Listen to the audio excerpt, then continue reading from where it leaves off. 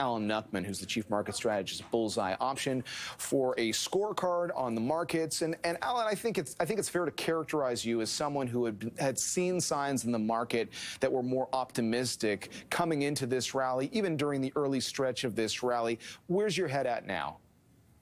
Well, I always say optimism wins, and we've seen the markets have a big bounce. Now, the question is where we go from here. We're at the halfway point of that drop from the top in the S&P. So more importantly, we've taken out those June highs, not only in the S&P, but we did so first in the NASDAQ, the Russell, and the Dow as well. So we've seen a big comeback. So, you know, my big picture thinking is that every time in history that we've gotten back half our losses from a sell-off, we've gone on to make new highs.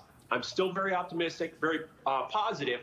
I do imagine there will be some profit taking after this 20% run, but that's why I trade options. So I have the staying power, and like we talked here the last couple of weeks, all my positions have been, you know, September, October, January options to give myself some time to ride through the ups and downs. Let me just try to bounce off of you this narrative that we started the show with, which is that whether it's the U.S. or Canada, that there are central bank leaders that are putting it out there that they are committed to the fight against inflation with higher interest rates. It almost feels like they are just trying to counter slightly the narrative that maybe inflation peaked and they can ease off on how aggressive they are. But what is your sense? I mean, we already knew rates were going to rise. You know, whether, I don't know, there's a 50 or 75 basis point move by either central bank at their next meeting. They're already going up. They've gone up a lot, and the market had been adjusting to that. So how do you approach the interest rate story as an investor right now?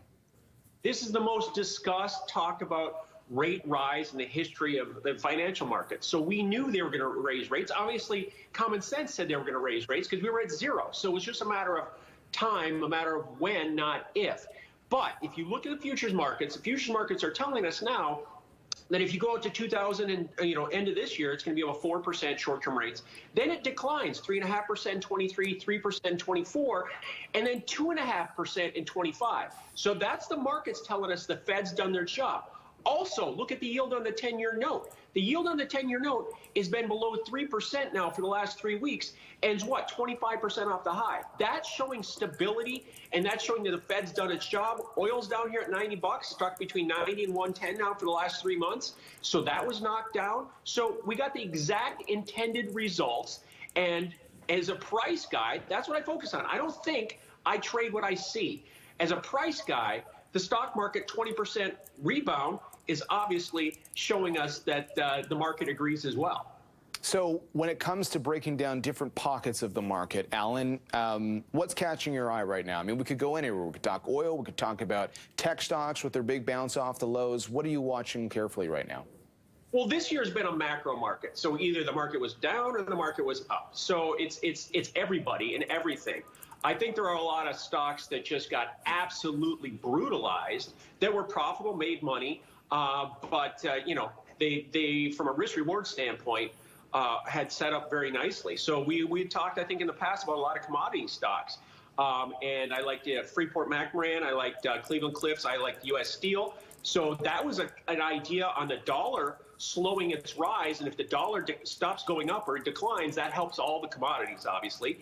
And if you look at those futures that I talked about, that's telling us that there's not rate hikes in the future as strong as people had thought, so therefore the dollar's probably not going to rise like people had initially thought. All right, but in the big picture, there's still a ton of stocks. Now, we've seen a big bounce, so we may need to see a little bit of an unwind. For me, I'm looking at the S&P 4200.